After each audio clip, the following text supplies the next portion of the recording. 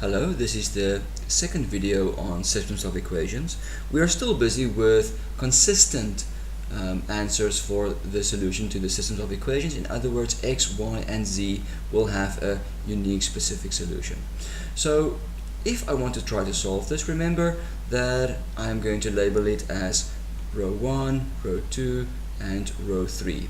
In the previous video, we also mentioned that it is nice if the first row that I'm working with, if the coefficient in front of x is 1. In this case, it is already 1, so therefore I'm not going to rearrange my equations. What I can do is, if I am pushed for time and for me to work faster, I can do the following. So instead of writing x, x, y, y, y, z, z, z the whole time, I can only work with the coefficients. So let's take a look at row 1. The coefficient of x is 1, coefficient of y is -3, the coefficient of z is +1, and this is equal to -5. If I look at my coefficients for my second row, 3 minus 1 minus 1 is equal to -7, and 1 plus 3 plus 5 is equal to 1. So here, let's just label that row 1, row 2, and row 3. So what I have here is exactly the same as the equations here at the top. The only difference is I'm only going to work with the coefficients. It makes it a little bit faster to work with if you're pushed for time. So let's begin. The first step that I want to do for eliminating the rows is I want to rewrite my first row. So 1 minus 3 plus 1 is equal to -5. Then for my second row, in order for me to eliminate my x values, I am going to say the second row minus 3 times the first row. So 3 minus 3 times 1, of course, is going to give me 0. -1 minus -3 times 3 is going to be +8. And then -1 minus 3 times 1 is going to be -4. And this is equal to now -7 times -3 times -5, so I'm going to add those, is equal to 8.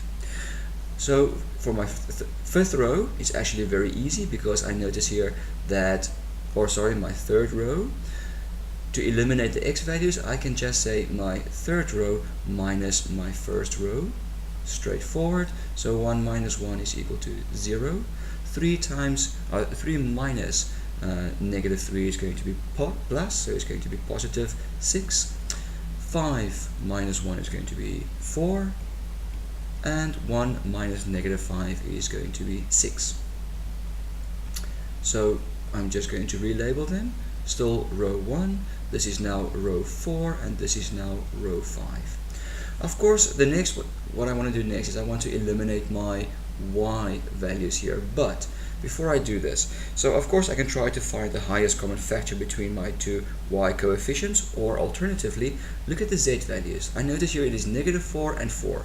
So if I were to add these two rows, I would find that the z values would actually cancel out. So let's continue first. I'm going to rewrite my first equation. 1 minus 3 plus 1 is equal to -5. I'm going to rewrite my fourth row. In this case it is 0 plus 8 minus 4 is equal to 8. And now for my fifth row here, if I want to cancel out my z values, I can just add these two. So I'm going to say my fifth row, and I'm going to add my fourth row. So 8 plus 6 is 14, and these two will give me 0, and then 8 plus 6 is also 14.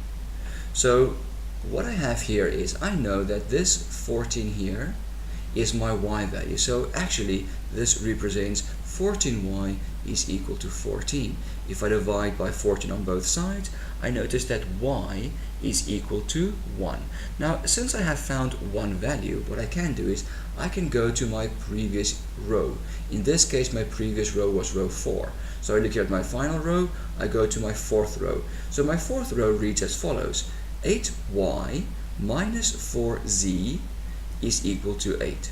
I can substitute the one value for y, so it is going to be 8 minus 4z is equal to 8.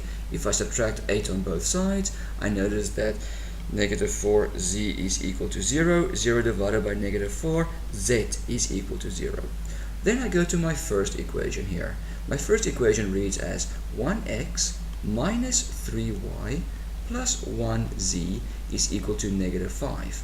Now let's go and substitute in the y and the z values. So x minus 3 times 1 plus 1 times 0 is equal to negative 5.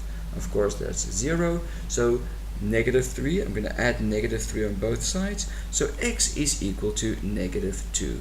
Now here I have found my x value, my y value, and my z value.